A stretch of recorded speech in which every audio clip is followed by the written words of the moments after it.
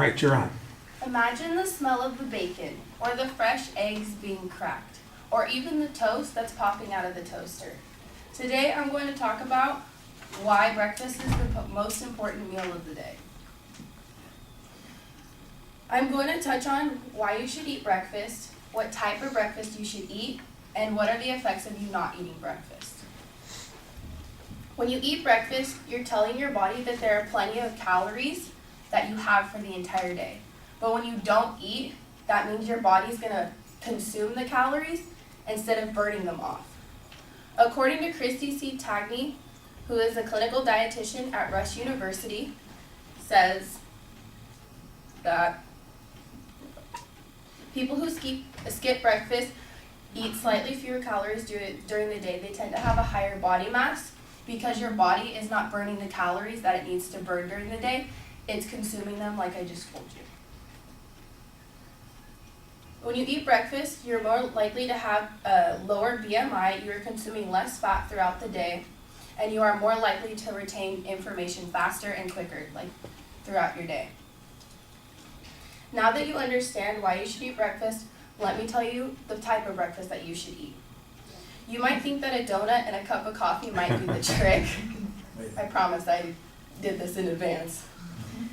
It might do the trick, but experts say that you need to be more careful about what you eat. Instead of having a cereal with high sugar, you should have a cereal with high fiber, a cup of fruit, and even a glass of milk. Or if you're into smoothies or shakes, you should have a low-fat protein shake with a cup of fruit on the side. Or if you don't like the smoothies or the protein shakes, then you should have a high-protein bagel with a tablespoon of peanut butter. Even if you're not a breakfast person like me, you should still eat because you could tend to get very weak throughout your day. Which brings me to my last point. If you do not eat breakfast, your body and your blood sugar goes very, very low. This happens to me all the time because sometimes I forget to eat. As dumb as that might sound, I forget to eat a lot of the times because I'm so busy. So when I don't eat, my body sugar gets super, super, super low. And then I've almost fainted at my work like 5 or 6 times. Not eating breakfast can lead to more serious things because it also can lead to type 2 diabetes, and it can lead to even you being in the hospital because your blood sugar is too low. So in conclusion, you should eat breakfast because it makes you retain information faster and it just makes your day even brighter. Thank you.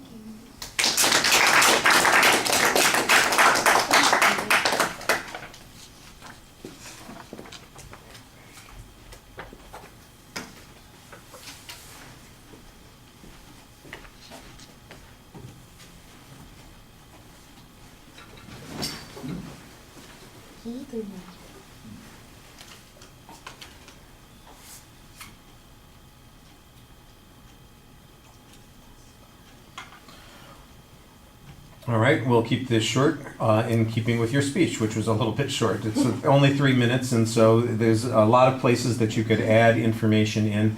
I thought you started off pretty well. You have a good visualization to get our attention. There's an excellent preview of what the structure is going to be. When you got to that first point, you had a good citation that you started with.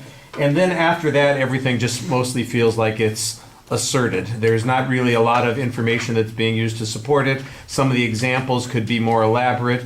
I like the fact that you come back and talk about a personal relationship with this because you sometimes have this problem yourself when you don't eat, and that's a good thing to do, but we need some more general information about this and something that's going to pull us in a little bit more. Like I said, it really feels like you've gotten through the preview of the speech, setting up what the content's going to be, and now we're waiting for the content, and we just didn't get much content to go along with it. Presentation's okay. Because you've got a script, you're looking down and trying to read more than you should.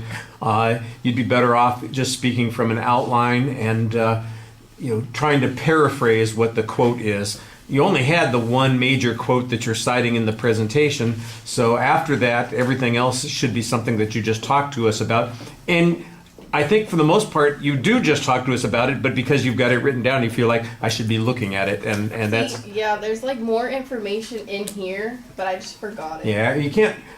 If you write it as a script, you're going to want to read it as a script, which is not good, or you're going to miss things because you wrote it like a script and you've skipped over something. When you have it in an outline, you always know what the individual points are, and even if you can't remember the specific information, you remember the general things that you wanted to talk about there. So that's always the better recommendation, I think.